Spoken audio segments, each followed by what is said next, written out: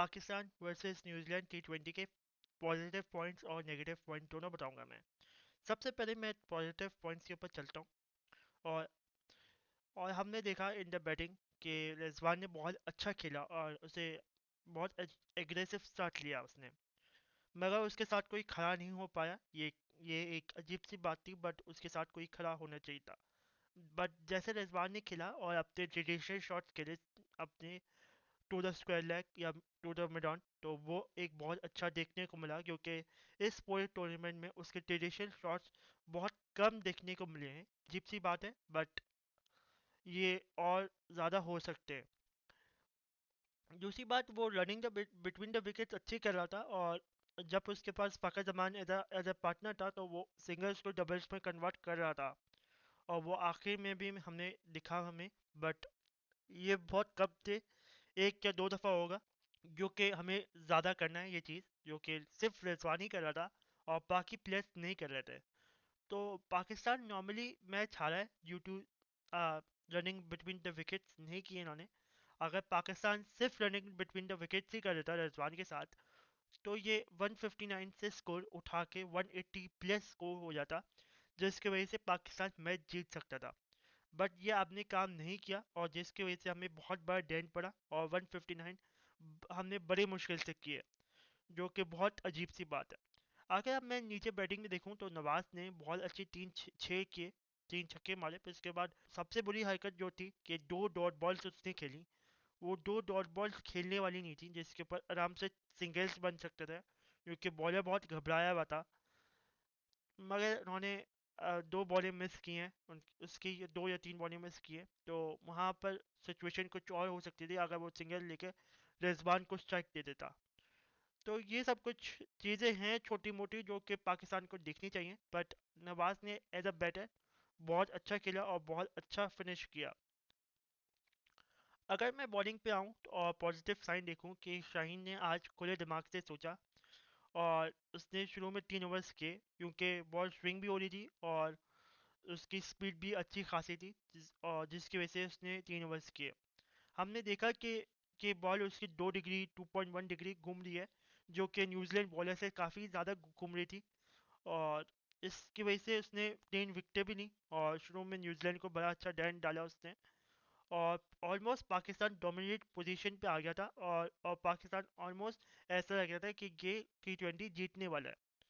But Pakistan fielders ने उसका support नहीं दिया।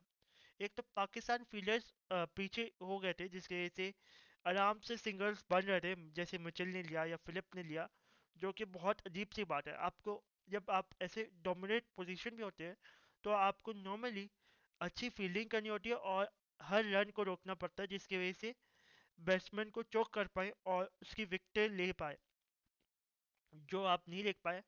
और जब शाहीन की स्विंग इतनी हो रही थी और अच्छी स्विंग हो रही थी, तो उसने अपना तीसरा ओवर करवाया, तो उसने स्लिप्स नहीं रखी, जहाँ पे फिलिप्स का चौका किया। तो मुझे लगता है कि उसको ये भी सोचना चाहिए, जब अगर मेरी स्विंग हो रही है तो मुझे स्लिप्स रखनी है अपने ऊपर, तो मैं तो स्लिप्स को मैं ज़्यादा रख सकता हूँ, पूरा पावर प्ले में स्लिप्स रख सकता हूँ अगर बॉल सामने से स्विंग हो रही है तो। और इसके अलावा हमें बाकी बॉलर से बहुत उम्मीद थी, जैसे जमान खान ने बड़ी अच्छी बॉलिंग की, बट उसके ऊपर कोई था नहीं जो रन चौके, और वो जिसके बाद वो डोमिनेट करके विकेट ले, और जिसके ऊपर आराम से सिंगल्स बन रहे थे, और उसके ऊपर कोई विकेट नहीं ले पाया वो। तो इसके बाद हमारा नवाज आता है, और नवाज की जो जो हमने जिस वजह से नवाज को बाहर बिठाया था कि उसकी स्पिन नहीं हो रही और उसकी लाइन सही नहीं है, तो इस वही चीज़ गलतियाँ कर रहा है नवाज इन द बॉलिंग, और हमने वो चीज़ देखी कि वो विकेट लेस गया और उसे बहुत मार पड़ी, 10 की इकॉनमी से गया वो। और ये चीज़ थी जो कि नवाज को हमने ऐसा लिया रखा हुआ था कि मिडल में आकर एक दो विकेट उठाएगा और स्पिन डोमिनेट करेगी वहाँ पर, क्योंकि न्यूजीलैंड के प्लेयर्स इतने अच्छे नहीं है स्पिन के ऊपर।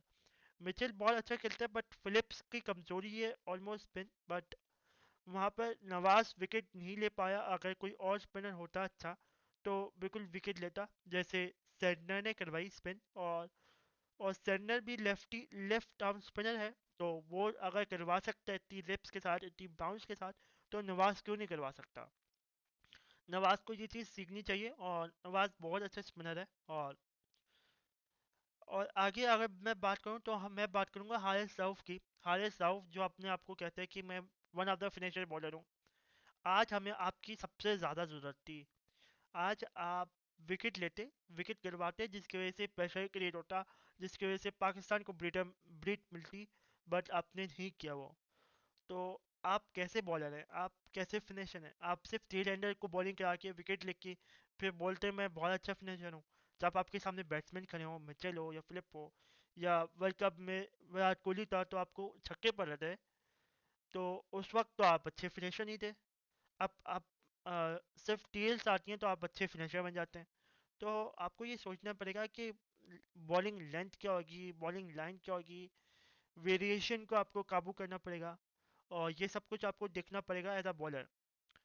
अगर मैंने आपकी ग्राउंड फील्डिंग की बात की तो ग्राउंड फील्डिंग बुरी थी, मगर उससे बुरी आपकी कैचिंग फील्डिंग थी। आपने दो कैचेस छोड़े जो कि बहुत प्रॉपर बच्चों वाले कैचेस थे, और कुछ हाफ अटेम्प्ट्स भी आपने छोड़े हैं कैचेस की। अगर आप ऐसे कैचेस छोड़ेंगे तो आप बिल्कुल नहीं जीत सकते, क्योंकि कैचेस विन द मैचेस, ये बहुत कंसर्निंग है। इन द फील्डिंग कोच को ध्यान देना चाहिए पाकिस्तान के ऊपर, और बॉलिंग कोच को भी देखना चाहिए कि हमारे मिडिल में आके विकेट क्यों नहीं ले रहे हम लोग। तो अगर हम लोग कंबाइंड एफर्ट लाएंगे तो हम लोग ज़रूर कामयाब होंगे, और अच्छा मैच देखने को मिलेगा इन फिफ्थ T20। और या इंग्लैंड की T20 सीरीज में अच्छा खेलने को मिलेगा, और वहाँ पर हम जीत भी सकते हैं आयरलैंड से या इंग्लैंड से। और फिर उसके बाद हम लोग अगर विनिंग स्ट्रीक लेके जाएं तो मे बी हमारा कॉन्फिडेंस ऊपर हो और हम T20 कप जीत जाए। सो होप अलाइव है, देखते हैं आगे क्या होता है। अगर मेरी आपको एनालिसिस अच्छी लगती है तो प्लीज़ इसे लाइक कीजिएगा, शेयर करिएगा और सब्सक्राइब कीजिएगा, और do comment your opinion in the comment box. अभी तक के लिए बाय।